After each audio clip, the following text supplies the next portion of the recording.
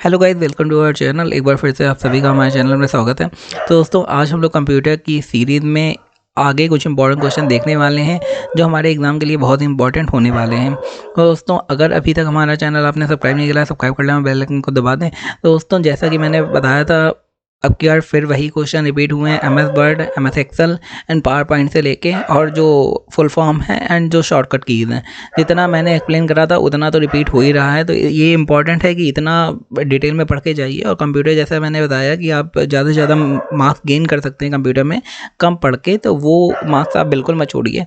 मैं तो कह रहा हूँ 25 में 25 मार्क्स इसमें गेन करने हैं आपको, ये सोच के जाइए। और चलिए बिना किसी देरी के स्टार्ट करते हैं। सिंपल पेपर आ रहा है, तो क्लासरूम ना जाकर इंटरनेट तथा कंप्यूटर के जरिए अध्ययन को लोकप्रिय तरीकों को कहा जाता है। भाई, उसे क्या कहते हैं? अगर आप ऑनलाइन पढ़ रहे हैं, जैसे आप अभी पढ़ रहे हैं ऑनलाइन, तो इसे क्या कहते हैं? इसे ई लर्निंग कहते हैं। सिंपल सी बात है। इंटरनेट के इस्तेमाल के समय फुल स्क्रीन व्यू के लिए प्रयुक्त की बोर्ड कमांड है। भाई, फुल स्क्रीन के लिए हम लोग क्या करते हैं? F11। या तो आप वो एक इस टाइप का होता है, साइड में बना होता है छोटा सा, या तो आप उसे क्लिक करके फुल स्क्रीन करते हैं या फिर F11 क्लिक करते हैं और फुल स्क्रीन हो जाता है। फाइल के स्थानांतरण और मैसेज आदान प्रदान करने के लिए उपयोगी सेवा कौन सी है? भाई, फाइल को एक जगह से दूसरी जगह भेजने के लिए कई सारे तरीके हैं। तो व्हाट्सअप का भी यूज़ होता है, और उसके अलावा अगर आप डायरेक्ट डेटा केबल से कनेक्ट कर लेते हैं अपने मोबाइल या कंप्यूटर को, तो उससे उसके थ्रू या वाईफाई का यूज़ कर सकते हैं आप लोग, ब्लूटूथ का यूज़ करते हैं। लेकिन और जो ऑफिशियल तरीका है, जैसे कंपनीज़ में लोग करते हैं या फिर कहीं आपको मेल करना होता है, तो वो मेल ही यूज़ करते हैं मोस्ट ऑफ द। ईमेल में वे मैसेज जिन्हें बनाया जा गया है पर भेजे नहीं गया रहता है, तो इसे क्या कहते हैं? ड्राफ्ट फोल्डर क्या कहते हैं। आप सपोज करिए कोई ईमेल आप बनाइए और उसे सेंड ना करिए, तो वो already draft as a draft save हो जाता है। ड्राफ्ट क्या होता है? जिसे आप बाद में रेक्टिफाई करके भेजेंगे, मतलब बाद में सही करके भेजेंगे और वो सेव हो जाता है। तो आपने अगर कोई ईमेल सेंड नहीं करा, वो ऑलरेडी ड्राफ्ट सेक्शन में आप जाइए, वो आपको मिल जाएगा। एक ऑनलाइन डिस्कशन ग्रुप जो जीवन संवाद स्थापित करता है। भाई, जीवन संवाद क्या होता है? वैसा संवाद जो तुरंत लाइव चल रहा हो, तो उसे क्या कहते हैं? Chat group. चैट ग्रुप में आप तुरंत जवाब देते हैं तो आपके पास तुरंत जवाब आता है। तो ये क्वेश्चन थोड़े घुमा के हैं लेकिन सिंपल से हैं। ईमेल भेजने व प्राप्त करने के लिए प्रयुक्त प्रोटोकॉल क्या है? तो ये होता है SMTP, simple mail transfer protocol. अब सपोज करो आपको ईमेल सेंड करना है, तो उसके कुछ रूल रेगुलेशन होते हैं, उन्हें आपको फॉलो करना होता है। जैसे कंप्यूटर में सारे हर चीज़ के लिए एक प्रोटोकॉल होता है, तय प्रोटोकॉल के अकॉर्डिंग आपको अगर वो पूरा फॉलो करेंगे तभी आप ईमेल सेंड कर सकते हैं। जैसे ईमेल में ऊपर हम लोग सब्जेक्ट लिखते हैं कि किस रीज़न से ईमेल भेज रहे हैं, क्या ईमेल है, पूरी डिटेल में हम लोग अगर कोई अटैचमेंट लगाया है तो उसे भी डिटेल में हम लोग करते हैं। आगे देखते हैं, यह पोर्ट साउंड कार्ड को विशेष प्रकार के संगीत उपकरणों से जोड़ता है। तो क्या होता है वो? मिडी, MIDI।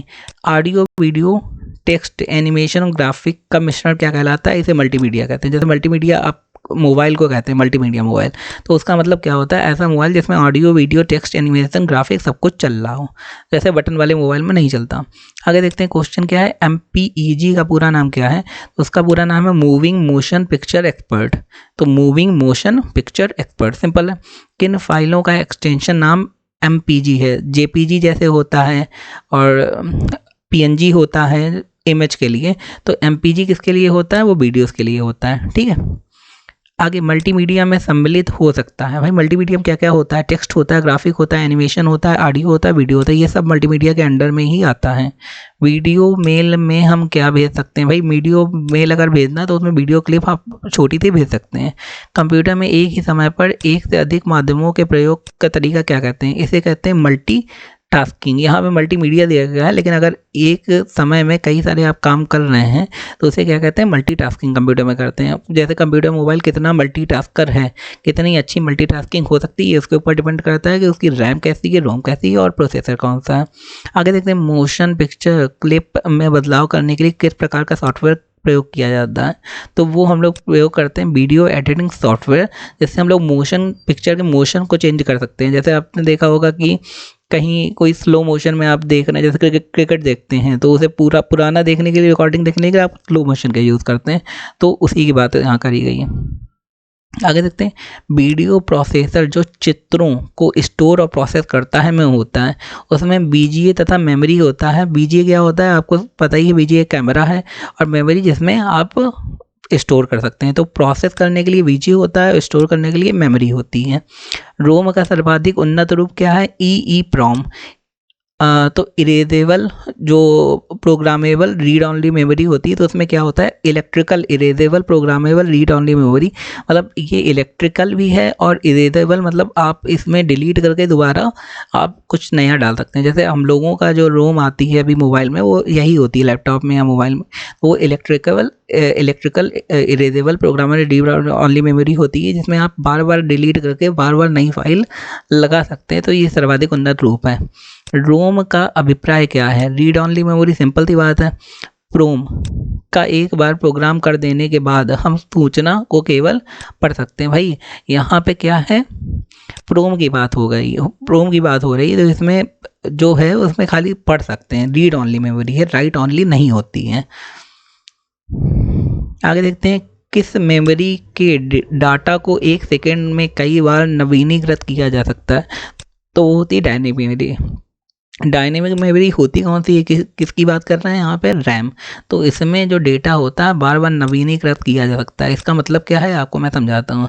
सपोज करिए अपने मोबाइल में आप कोई एप्लीकेशन खोल रहे हैं, एप्लीकेशन खोलने के बाद क्या होता है कि वो एप्लीकेशन चलती है, आपने दूसरी एप्लीकेशन भी खोल ली, तीसरी भी खोल ली, उसके बाद आपने पहली वाली एप्लीकेशन बंद हो गई, तो उतनी रैम खाली हो जाएगी जो पहली वाली एप्लीकेशन को यूज़ कर रहे थे। अब दो एप्लीकेशन जो एक्स्ट्रा आपने खोली उसके लिए रैम यूज़ होगी, तो उसे कहते हैं डायनेमिक मेमोरी की। जितनी आप खोलेंगे उतना यूज़ होगी और उसके बाद जितना आप बंद कर देंगे उतना वो कम होती जाएगी।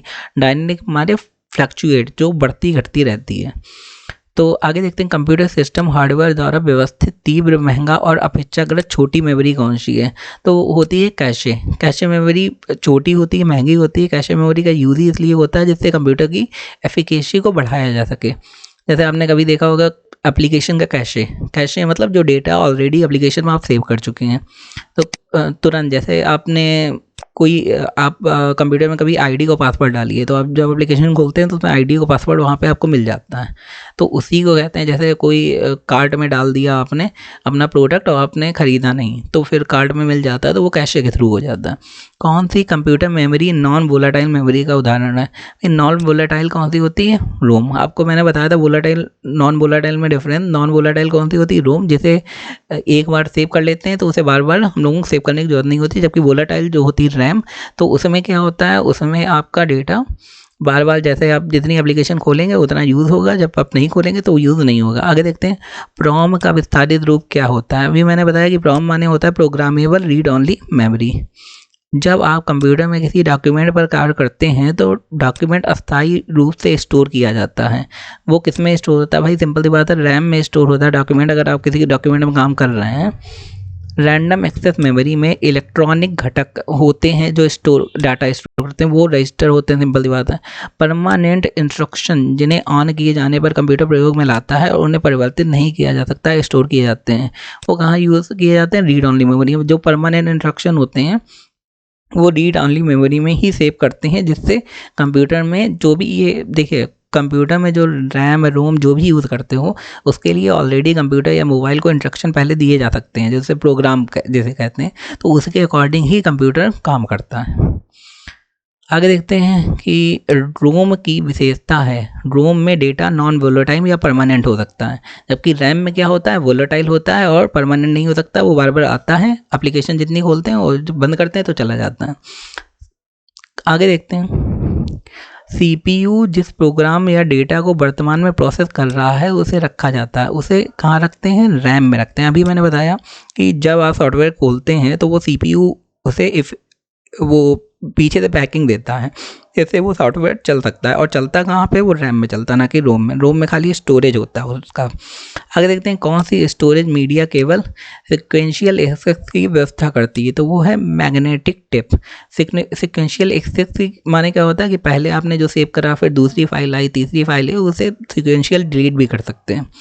आगे देखते हैं, ऐसा स्टोरेज डिवाइस जो पावर सप्लाई बंद किए जाने पर भी डेटा को बनाए रखता है, तो वो होता है नॉन वोलेटाइल। नॉन वोलेटाइल जैसे रोम, या आपने मोबाइल में कुछ मूवी डाउनलोड करी, तो वो अगर पावर सप्लाई बंद हो गई या लैपटॉप स्विच ऑफ हो गया तो ऐसा नहीं कि वो डिलीट हो जाएगी, रैम की तरह वो बनी रहेगी वहाँ पे। तो दोस्तों आई होप आपको वीडियो अच्छा लगा होगा, इन्फॉर्मेटिव लगा होगा, तो मैं चैनल को लाइक शेयर सब्सक्राइब जरूर कर दें। धन्यवाद।